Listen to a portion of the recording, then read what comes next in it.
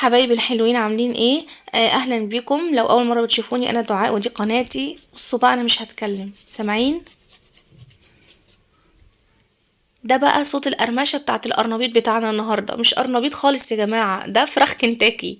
كنتاكي بتاع الغلابه، عاملينه بقى بطريقه اقتصاديه وتحفه جدا جدا جدا. مش حاطين فيه بيض نهائي، وطعمه زي الفل، واللي هياكله مستحيل يعرف انه مفهوش بيض، صدقيني. اللي متعود ياكل القرنبيط بالبيض مش هيفرق، مش هيقول في فرق خالص. طعمه تحفه تحفه تحفه ومقرمش زي ما سمعتوا كده الصوت. وشكله وطعمه في منتهى الجمال، ولونه ذهبي وتحفة تحفة تحفة. بصوا جماله خطير. يلا بقى نصلي ونسلم على أشرف الخلق سيدنا النبي عليه الصلاة والسلام، ونشوف بقى عملنا القرنبيطة بتاعتنا الحلوة دي ازاي. أول حاجة عندي القرنبيطة بتاعتي كده. بصوا القرنبيط الحلو اللي بيبقى ايه، الزهرات كده لازقة في بعضها مش مفرغة كده، ولون القرنبيط بيبقى أبيض وفاتح كده مفهوش أي حاجة. دي كده تشتريها وانتي مطمنة ان القرنبيطة بتاعتك زي الفل.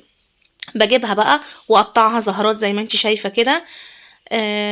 بقطعها كده حاجة قطع، يعني لا صغيرة ولا كبيرة، متوسطة كده بالشكل ده زي ما انت شايفة معايا اهو كده تمام. وقطعت القرنبيطة بتاعتي بقى كده وزي الفل. على البوتاجاز بقى عندي مية سخنة زي ما انت شايفة كده. حطيت فيها معلقة من الملح، وحطيت فيها كمان كمون عشان القولون بقى والانتفاخات والكلام ده، لازم الكمون مع القرنبيط. وانزل بقى بالزهرات بتاعتي كده بالقرنبيط في المية عشان تتسلق. وبعد ما اتسلقت بقى وبقت بالجمال ده، استوت وبقت زي الفل. ما بسيبهاش تتهري او تتسلق زيادة علشان اعرف اتحكم فيها واعرف احطها في العجينة بتاعتي وكل حاجة تمام. احضر بقى المكونات بتاعتي. عندي كوباية مية، عندي دقيق، عندي كزبرة وبقدونس مقطعاهم، وعندي نشا، وعندي طماطم متقطعة مكعبات، وعندي توم، وعندي بيكنج باودر وكمون وملح وفلفل اسود وشطة وكزبرة.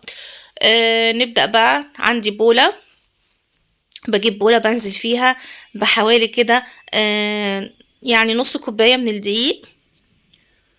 وبعد كده بحط البيكنج النشا. عندي حوالي معلقتين كبار مثلا كده من النشا.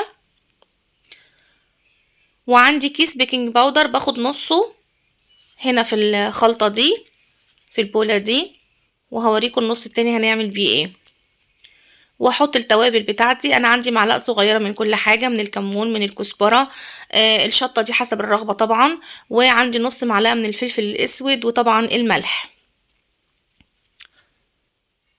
وبقلب بقى الكلام ده كله مع بعضه. بس بحط بقى كوباية المية، واحط المية شوية شوية علشان لو حطيت المية مرة واحدة ممكن العجينة تبقى خفيفة معايا. انا عايزاها لا هي خفيفة ولا هي تقيلة، عايزة كده تكون متوسطة، بحيث ان السمك بتاعها، يعني بحيث ان لما تنزل القرنبيط في العجينة يمسك عليها كويس بالشكل ده.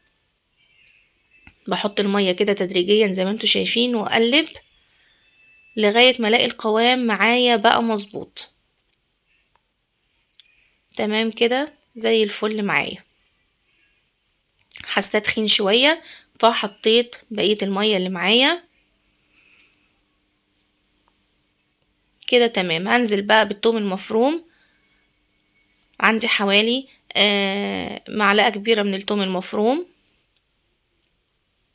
الثوم في القرنبيط بيدي ريحة خطيرة. وبعد كده هحط بقى الطماطمايه. الطماطمايه دي ممكن تستغني عنها، بس هي بتدي شكل كده ولون للقرنبيط وفايده وطعم وحاجه يعني حلوه قوي. بقطعها صغنن قوي، يعني بصوا مكعبات صغيره قوي. وبحط بقى الخضره بتاعتي. عندي كزبره وبقدونس مقطعاهم برضو صغير، وبنزل بيهم. وبقلب بقى كل الكلام الحلو ده مع بعضه. عارفين يا جماعة ريحة الخلطة كده تحفة. اللي بيحب طعم الشبت يزود مع الخضرة هنا شبت كمان، بتدي طعم حلو قوي مع القرنبيط برضو. بس كده عجينتنا حلوة وتمام التمام. بس هي تخينة شوية، ممكن نزودها شوية مية. وكمان الخضرة قليلة شوية، هزود حبة خضرة كمان. انا بحب القرنبيط يبقى الخضرة باينة فيه. طبعا كل الحاجات دي حسب الرغبة، اللي ما بيحبش الخضرة تبقى باينة كتير ما يقلل. بصوا تقلت معايا العجينة ازاي. ازود حبة مية علشان قوامها يظبط معايا، مش كتير، بحط كده يعني بصوا معلقتين كده مية بس اظبطها بس، بحيث ان هي ايه ما تبقاش تقيلة قوي زيادة عن اللزوم. واقلبها كويس. بصوا بقى القوام بقى كده معايا تمام وحلو جدا جدا جدا اهو بالشكل ده، شايفين؟ تحفة. لغاية كده تمام وما حطيناش بيض خالص. دي كده العجينة اللي هننزل فيها القرنبيط. طيب نجيب بقى بولة فاضية وننزل فيها بحوالي كوباية من الدقيق زي ما انتوا شايفين معايا كده، وعليهم كمان برضو معلقتين كبار من النشا،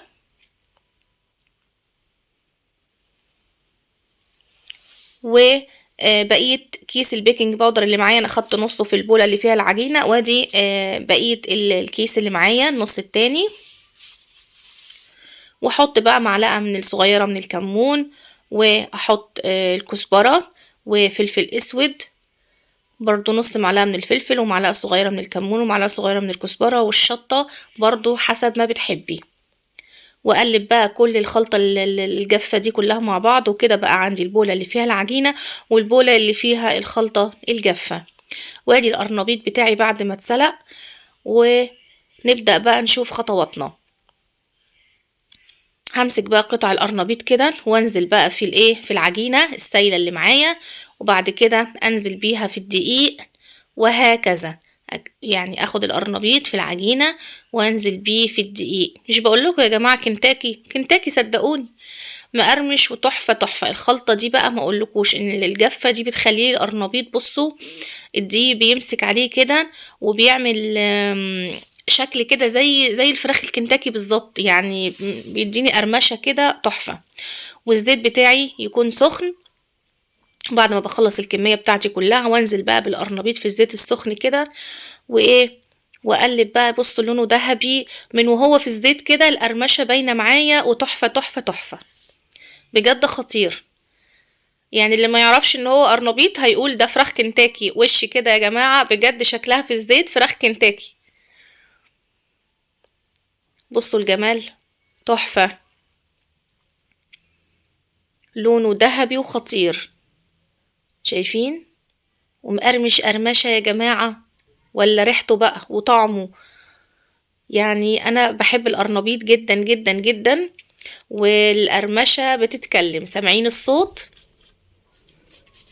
تحفة. يعني اعمليه وجربيه وهيعجبك جدا جدا جدا. ومش هنستخدم بيض، بلاها بيض مش عايزينه خالص. القرنبيط مغذي مفيد جميل لذيذ مليان خضرة وفيتامينات، ويعني بصوا مغذي جدا. تعملي بقى تقدمي جنبه كده طبق سلطة ويبقى غدا معتبر. يلا بقى لايك وشير وسبسكرايب وفعلي الجرس علشان يوصلك كل جديد من وصفاتي. ولو عايزين اي وصفة قولولي في التعليقات وان شاء الله اعملها لكم. وهستنى تطبيقاتكم الحلوة وتعليقاتكم الحلوة اللي بجد بتفرق معايا جدا جدا جدا. ويلا باي باي، ونتقابل في فيديوهات جاية كتير مع بعض ان شاء الله. يلا باي باي يا حبايبي.